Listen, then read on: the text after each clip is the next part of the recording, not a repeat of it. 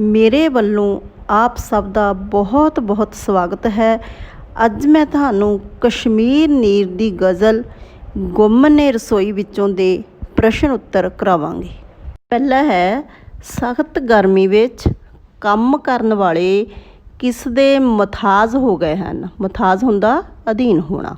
ਸਖਤ ਗਰਮੀ ਵਿੱਚ ਕੰਮ ਕਰਨ ਵਾਲੇ ਏਸੀ ਅਤੇ ਕੂਲਰਾਂ ਦੇ ਮਥਾਜ ਹੋ ਗਏ ਹਨ। ਦੂਜਾ ਹੈ, ਸਾਨੂੰ ਸਾਡੀਆਂ ਕਹਾਣੀਆਂ ਕਿਹੜੀ ਭਾਸ਼ਾ ਵਿੱਚ ਸਮਝ ਆਉਂਦੀਆਂ ਹਨ। ਉੱਤਰ, ਸਾਨੂੰ ਸਾਡੀਆਂ ਕਹਾਣੀਆਂ ਵਿਦੇਸ਼ੀ ਭਾਸ਼ਾ ਅੰਗਰੇਜ਼ੀ ਵਿੱਚ ਸਮਝ ਆਉਂਦੀਆਂ ਹਨ। ਖੁਰਲੀ ਤੋਂ ਕੀ ਗਾਇਬ ਹੋ ਗਿਆ ਹੈ। ਖੁਰਲੀ ਤੋਂ ਬੱਚੇ ਭਾਵ ਵੈੜਕੇ ਅਤੇ ਬਲਦ ਕਿਧਰੇ ਗਾਇਬ ਹੋ ਗਏ ਹਨ। ਅਗਲਾ ਪ੍ਰਸ਼ਨ ਹੈ, ਅੰਗਰੇਜ਼ਾਂ ਦੇ ਪਿਛਲੱਗ ਬਣ ਕੇ ਕੀ ਹੋ ਗਿਆ ਹੈ। ਉੱਤਰ, ਅੰਗਰੇਜ਼ਾਂ ਦੇ ਪਿਛਲੱਗ ਬਣ ਕੇ ਅਸੀਂ ਆਪਣੀ ਪਛਾਣ ਗਵਾ ਲਈ ਹੈ, ਭਾਵ ਸਾਡਾ ਪੰਜਾਂ ਪਾਣੀਆਂ ਦਾ ਸੱਭਿਆਚਾਰ ਕਿਧਰੇ ਗੁਆਚ ਗਿਆ ਹੈ। ਨੰਬਰ 5, ਸੁਆਣੀਆਂ ਉੱਪਰ ਕਿਸ ਦਾ ਅਸਰ ਪੈ ਰਿਹਾ ਹੈ। ਉੱਤਰ, ਸੁਆਣੀਆਂ ਉੱਪਰ ਬਰਗਰਾਂ ਅਤੇ ਪੀਜ਼ਿਆਂ ਦਾ ਅਸਰ ਪੈ ਰਿਹਾ ਹੈ। ਪ੍ਰਸ਼ਨ ਨੰਬਰ 6, ਅਲਾਣੀ ਮੰਜੀ ਤੋਂ ਕੀ ਭਾਵ ਹੈ। ਉੱਤਰ, ਅਲਾਣੀ ਮੰਜੀ ਤੋਂ ਭਾਵ ਹੈ ਬਿਨਾਂ ਬਿਸਤਰੇ ਦੇ ਬਾਣ ਦੀ ਮੰਜੀ। ਅਗਲਾ ਪ੍ਰਸ਼ਨ ਹੈ, ਦੌਰੀ ਡੰਡੇ ਦੀ ਵਰਤੋਂ ਕਿਸ ਲਈ ਹੁੰਦੀ ਹੈ। ਉੱਤਰ, ਦੌਰੀ ਡੰਡੇ ਦੀ ਵਰਤੋਂ ਮਿਰਚ ਮਸਾਲਾ ਕੁੱਟਣ ਲਈ ਕੀਤੀ ਜਾਂਦੀ ਹੈ। ਭਾਗ ਦੂਜਾ, ਹੇਠ ਲਿਖੀਆਂ ਕਾਵਿ ਸਤਰਾਂ ਪੜ੍ਹ ਕੇ ਪੁੱਛੇ ਗਏ ਪ੍ਰਸ਼ਨਾਂ ਦੇ ਉੱਤਰ ਦਿਓ। ਖੁਰਲੀ ਤੋਂ ਵੈੜ ਕੇ ਬਲਦ ਕਿੱਥੇ ਤੁਰ ਗਏ, ਕਿੱਥੇ ਗਏ ਕਿੱਲੀਆਂ ਤੋਂ ਘੁੰਗਰੂ ਪ੍ਰਾਣੀਆਂ, ਹੁਣ ਤਾਂ ਸਮਝ ਅਸੀਂ ਸਕਦੇ ਹਾਂ ਤਾਈਓ, ਇੰਗਲਿਸ਼ 'ਚ ਦੱਸੋ ਸਾਨੂੰ ਸਾਡੀਆਂ ਕਹਾਣੀਆਂ।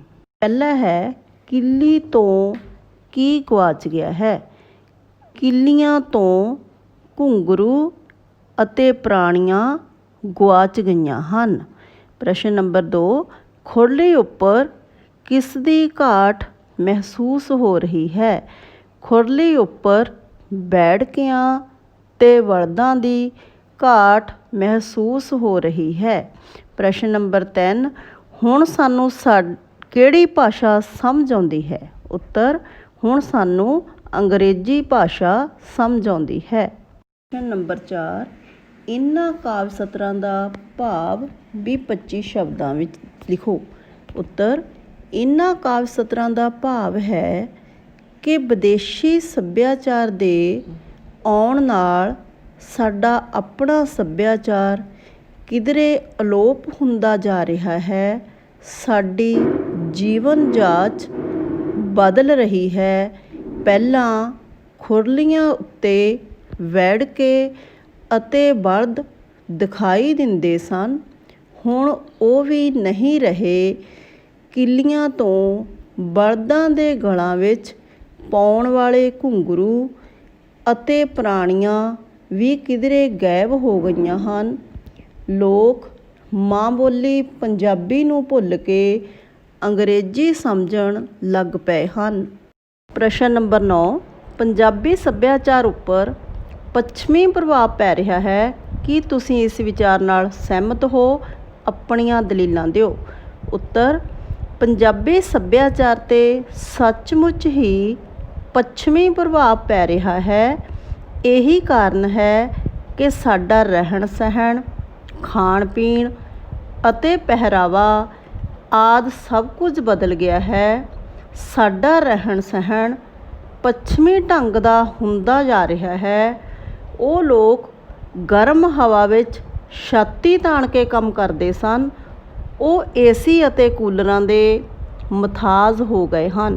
ਸੌਣ ਲਈ ਬਿਨਾਂ ਬਿਸਤਰੇ ਦੇ ਮੰਜੀਆਂ ਦੀ ਥਾਂ ਹੁਣ ਗੱਦਿਆਂ ਦੀ ਵਰਤੋਂ ਹੋ ਰਹੀ ਹੈ। ਰਸੋਈ ਦਾ ਸਮਾਨ ਵੀ ਬਦਲ ਗਿਆ ਹੈ। ਸਾਡੇ ਖਾਣ ਪੀਣ 'ਤੇ ਵੀ ਪੱਛਮੀ ਪ੍ਰਭਾਵ ਪਿਆ ਹੈ। ਬਰਗਰ ਅਤੇ ਪੀਜ਼ੇ ਸਾਡੇ ਖਾਣੇ ਦਾ ਹਿੱਸਾ ਬਣ ਗਏ ਹਨ। ਸਾਡੇ ਪਹਿਰਾਵੇ 'ਤੇ ਵੀ ਪੱਛਮੀ ਪ੍ਰਭਾਵ ਪਿਆ ਹੈ। ਕੁੜੀਆਂ ਸਲਵਾਰ ਕਮੀਜ਼ ਦੀ ਥਾਂ ਜੀਨ ਅਤੇ ਟੌਪ ਦੀ ਵਰਤੋਂ ਕਰਨ ਲੱਗ ਪਈਆਂ ਹਨ। ਮਰਦਾਂ ਦਾ ਪਹਿਰਾਵਾ ਵੀ ਪੱਛਮੀ ਹੋ ਗਿਆ ਹੈ। ਅਸੀਂ ਅੰਨ੍ਹੇਵਾਹ ਪੱਛਮੀ ਸੱਭਿਆਚਾਰ ਦੀ ਨਕਲ ਕਰ ਰਹੇ ਹਾਂ ਅਤੇ ਇਹ ਰੁਝਾਨ ਲਗਾਤਾਰ ਵੱਧਦਾ ਜਾ ਰਿਹਾ ਹੈ। ਇਸੇ ਪ੍ਰਭਾਵ ਕਾਰਨ ਅਸੀਂ ਆਪਣੀ ਪਛਾਣ ਗਵਾ ਚੁੱਕੇ ਹਾਂ। ਇਸ ਤਰ੍ਹਾਂ ਨਿਸ਼ਚਿਤ ਤੌਰ 'ਤੇ ਪੰਜਾਬੀ ਸੱਭਿਆਚਾਰ ਉੱਪਰ ਪੱਛਮੀ ਪ੍ਰਭਾਵ ਪੈ ਰਿਹਾ ਹੈ।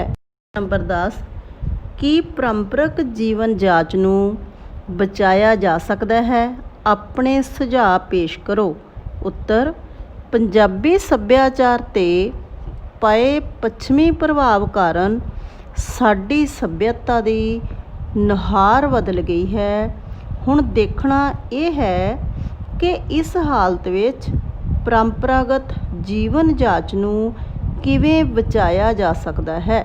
ਅਸੀਂ ਮਨੋਰੰਜਨ ਦੇ ਨਵੇਂ ਸਾਧਨਾਂ, ਫਿਲਮਾਂ, ਕੇਬਲ ਟੀਵੀ, ਮੋਬਾਈਲ, ਇੰਟਰਨੈਟ ਅਤੇ ਸੋਸ਼ਲ ਮੀਡੀਆ ਦੀ ਵਰਤੋਂ ਦੇ ਇੰਨੇ ਆਦੀ ਹੋ ਗਏ ਹਾਂ ਕਿ ਇਹਨਾਂ ਸਾਰੇ ਸਾਧਨਾਂ ਦਾ ਤਿਆਗ ਕਰਨਾ ਸਾਡੇ ਲਈ ਸੰਭਵ ਨਹੀਂ। ਪਰ ਜੇਕਰ ਅਸੀਂ ਪਰੰਪਰਕ ਪੰਜਾਬੀ ਜੀਵਨ ਜਾਚ ਨੂੰ ਬਚਾਉਣਾ ਹੈ, ਸਾਨੂੰ ਇਹਨਾਂ ਸਭਨਾਂ ਦਾ ਤਿਆਗ ਕਰਨਾ ਪਏਗਾ, ਕਿਉਂਕਿ ਇਹਨਾਂ ਰਾਹੀਂ ਹੀ ਸਾਡੇ ਜੀਵਨ ਅਤੇ ਸੱਭਿਆਚਾਰ 'ਤੇ ਪੱਛਮੀ ਪ੍ਰਭਾਵ ਪੈ ਰਿਹਾ ਹੈ, ਜੋ ਸਾਡੇ ਲਈ ਬਹੁਤ ਘਾਤਕ ਹੈ।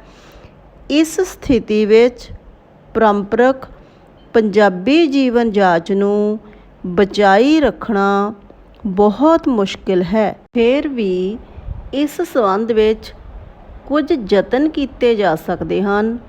ਨੌਜਵਾਨ ਪੀੜ੍ਹੀ ਨੂੰ ਆਪਣੇ ਵਿਰਸੇ ਨਾਲ ਜੋੜਨ ਦੇ ਯਤਨ ਕੀਤੇ ਜਾਣੇ ਚਾਹੀਦੇ ਹਨ।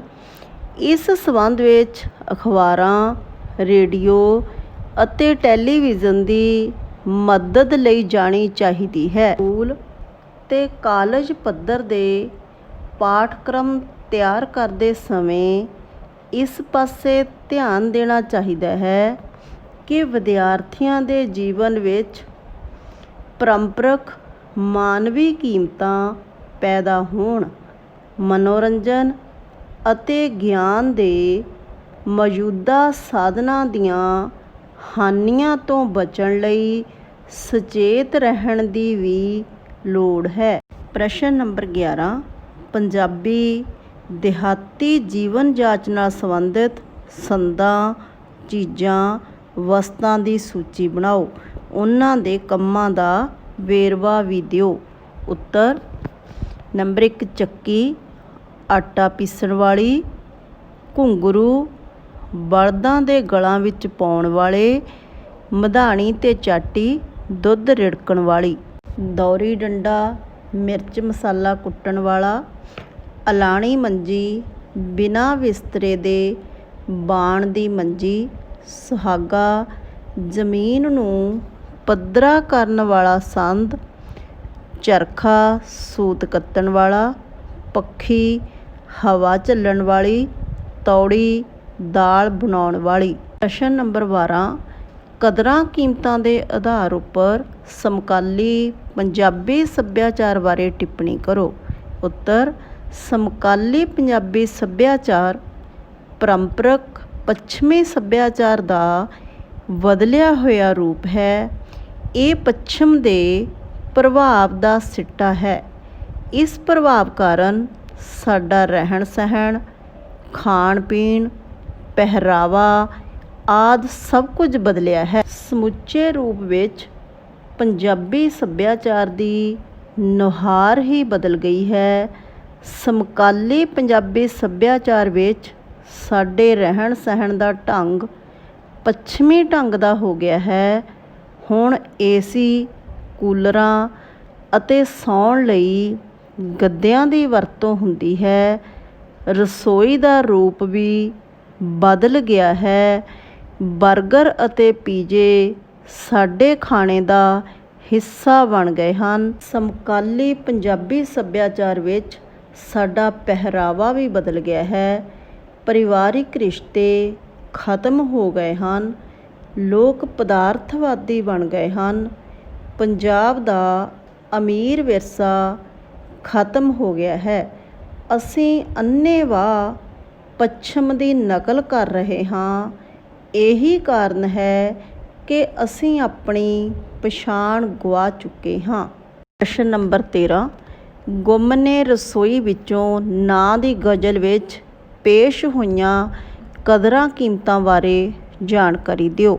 ਉੱਤਰ, ਗੁੰਮ ਨੇ ਰਸੋਈ ਵਿੱਚੋਂ ਨਾਂ ਦੀ ਗਜ਼ਲ ਪ੍ਰਸਿੱਧ ਸ਼ਾਇਰ ਕਸ਼ਮੀਰ ਨੀਰ ਦੀ ਰਚਨਾ ਹੈ, ਜੋ ਸਾਡੀ ਪਾਠ ਪੁਸਤਕ ਸਾਹਿਤਿਕ ਕਿਰਨਾਂ 2 ਵਿੱਚ ਦਰਜ ਹੈ। ਇਸ ਗਜ਼ਲ ਵਿੱਚ ਪੱਛਮੀ ਪ੍ਰਭਾਵ ਕਾਰਨ ਸਾਡੇ ਜੀਵਨ ਤੇ ਸੱਭਿਆਚਾਰ ਵਿੱਚ ਆਈ ਤਬਦੀਲੀ ਨੂੰ ਪ੍ਰਗਟਾਇਆ ਗਿਆ ਹੈ। ਇਸ ਪ੍ਰਭਾਵ ਕਾਰਨ ਸਾਡਾ ਰਹਿਣ ਸਹਿਣ ਤੇ ਪਹਿਰਾਵਾ ਬਦਲ ਗਿਆ ਹੈ। ਅਸੀਂ ਆਪ ਆਪਣੀ ਪਛਾਣ ਗੁਆ ਲਈ ਹੈ। ਅਸੀਂ ਅੰਨ੍ਹੇਵਾਹ ਪੱਛਮੀ ਸੱਭਿਆਚਾਰ ਦੀ ਨਕਲ ਕਰ ਰਹੇ ਹਾਂ ਅਤੇ ਇਹ ਰੁਝਾਨ ਲਗਾਤਾਰ ਵੱਧ ਰਿਹਾ ਹੈ। ਬਰਗਰ ਅਤੇ ਪੀਜ਼ੇ ਸਾਡੇ ਖਾਣੇ ਦਾ ਹਿੱਸਾ ਬਣ ਗਏ ਹਨ। ਅਸੀਂ ਏਸੀ ਅਤੇ ਕੂਲਰਾਂ ਦੇ ਮਥਾਜ ਹੋ ਗਏ ਹਾਂ। ਬਿਨਾਂ ਬਿਸਤਰੇ ਦੇ ਮੰਜੀਆਂ ਦੀ ਥਾਂ ਹੁਣ ਗੱਦਿਆਂ ਨੇ ਲੈ ਲਈ ਹੈ, ਪਰ ਇਹਨਾਂ 'ਤੇ ਵੀ ਨੀਂਦ ਨਹੀਂ ਆਉਂਦੀ। ਰਸੋਈ ਦਾ ਰੂਪ ਵੀ ਬਦਲ ਗਿਆ ਹੈ। ਇੱਥੇ ਵਰਤੀਆਂ ਜਾਂਦੀਆਂ ਪੁਰਾਣੀਆਂ ਚੀਜ਼ਾਂ ਹੁਣ ਨਜ਼ਰ ਨਹੀਂ ਆਉਂਦੀਆਂ। ਅੰਗਰੇਜ਼ਾਂ ਦੀ ਰੀਸ ਕਰਨ ਕਾਰਨ ਅਸੀਂ ਆਪਣੀ ਪਛਾਣ ਗੁਆ ਲਈ ਹੈ। ਇਹਨਾਂ ਸਾਰੇ ਪ੍ਰਭਾਵਾਂ ਕਾਰਨ ਪੰਜਾਬੀ ਸੱਭਿਆਚਾਰ ਦੀ ਨੁਹਾਰ ਹੀ ਬਦਲ ਗਈ ਹੈ ਤੇ ਸਾਡੀਆਂ ਪੁਰਾਣੀਆਂ ਕਦਰਾਂ ਕੀਮਤਾਂ ਵਿੱਚ ਤਬਦੀਲੀ ਆ ਗਈ ਹੈ। ਕਵਿਤਾ ਨਾਲ ਸੰਬੰਧਿਤ ਛੋਟੇ ਪ੍ਰਸ਼ਨ ਉੱਤਰ। ਪ੍ਰਸ਼ਨ ਨੰਬਰ 1, ਗੁੰਮ ਨੇ ਰਸੋਈ ਵਿੱਚੋਂ ਕਵਿਤਾ ਦੇ ਕਵੀ ਦਾ ਨਾਂ ਦੱਸੋ। ਉੱਤਰ, ਕਸ਼ਮੀਰ ਨੀਰ। ਪ੍ਰਸ਼ਨ ਨੰਬਰ 2, ਚਾਟੀਆਂ ਤੇ ਮਧਾਣੀਆਂ ਕਿੱਥੋਂ ਗੁੰਮ ਹੋ ਗਈਆਂ ਹਨ। ਰਸੋਈ ਵਿੱਚੋਂ। ਪ੍ਰਸ਼ਨ ਨੰਬਰ 3, ਮਰ ਜਾਣੀਆਂ ਹਵਾਵਾਂ ਕਿਹੜੀਆਂ ਹਨ। ਉੱਤਰ, ਪੱਛਮੀ ਹਵਾਵਾਂ। ਪ੍ਰਸ਼ਨ 4, ਚੱਕੀ ਕਿਸ ਕੰਮ ਆਉਂਦੀ ਹੈ। ਉੱਤਰ, ਆਟਾ ਪੀਸਣ ਦੇ। ਪ੍ਰਸ਼ਨ ਨੰਬਰ 5, ਜੀਵਨ ਜੁਗਤ ਤੋਂ ਕੀ ਭਾਵ ਹੈ। ਉੱਤਰ, ਜਿਉਣ ਦਾ ਢੰਗ ਜਾਂ ਜੀਵਨ ਜਾਚ। ਪ੍ਰਸ਼ਨ 6, ਪੱਛਮੀ ਪ੍ਰਭਾਵ ਕਾਰਨ ਅਸੀਂ ਕੀ ਗੁਆ ਚੁੱਕੇ ਹਾਂ। ਉੱਤਰ, ਆਪਣੀ ਪਛਾਣ। ਪ੍ਰਸ਼ਨ 7, ਖੁਰਲੀ 'ਤੇ ਕਿਹਨਾਂ ਨੂੰ ਬੰਨ੍ਹਿਆ ਜਾਂਦਾ ਹੈ। ਉੱਤਰ, ਪਸ਼ੂਆਂ ਨੂੰ। ਪ੍ਰਸ਼ਨ 8, ਖੁਰਲੀ ਤੋਂ ਪਸ਼ੂ ਕੀ ਖਾਂਦੇ ਹਨ। ਉੱਤਰ, ਪੱਠੇ। ਪ੍ਰਸ਼ਨ 9, ਪੱਛਮੀ ਪ੍ਰਭਾਵ ਹੇਠ ਪਲੇ ਬੱਚੇ ਆਪਣੀਆਂ ਕਹਾਣੀਆਂ ਨੂੰ ਕਿਹੜੀ ਭਾਸ਼ਾ ਵਿੱਚ ਸਮਝਦੇ ਹਨ। ਉੱਤਰ, ਅੰਗਰੇਜ਼ੀ ਵਿੱਚ। ਪ੍ਰਸ਼ਨ 10, ਪ੍ਰਾਣੀ ਕੀ ਹੁੰਦੀ ਹੈ। ਉੱਤਰ, ਬਲਦਾਂ ਨੂੰ ਹੱਕਣ ਵਾਲੀ ਸੋਟੀ। 11, ਖੁਰਲੀ ਕੀ ਹੁੰਦੀ ਹੈ। ਉੱਤਰ, ਪਸ਼ੂਆਂ ਨੂੰ ਬੰਨ੍ਹਣ ਤੇ ਉਹਨਾਂ ਦੇ ਪੱਠੇ ਆਦਿ ਖਾਣ ਦੀ ਥਾਂ ਜੋ ਲੱਕੜ ਦੀ ਜਾਂ ਇੱਟਾਂ ਅਤੇ ਸੀਮੈਂਟ ਦੀ ਬਣੀ ਹੁੰਦੀ ਹੈ। ਪ੍ਰਸ਼ਨ 12, ਬੈੜਕਾ ਕੀ ਹੁੰਦਾ ਹੈ। ਉੱਤਰ, ਬੱਛਾ ਜਾਂ ਜਵਾਨ ਬਲਦ। ਆਪ ਸਭ ਦਾ ਬਹੁਤ ਬਹੁਤ ਧੰਨਵਾਦ।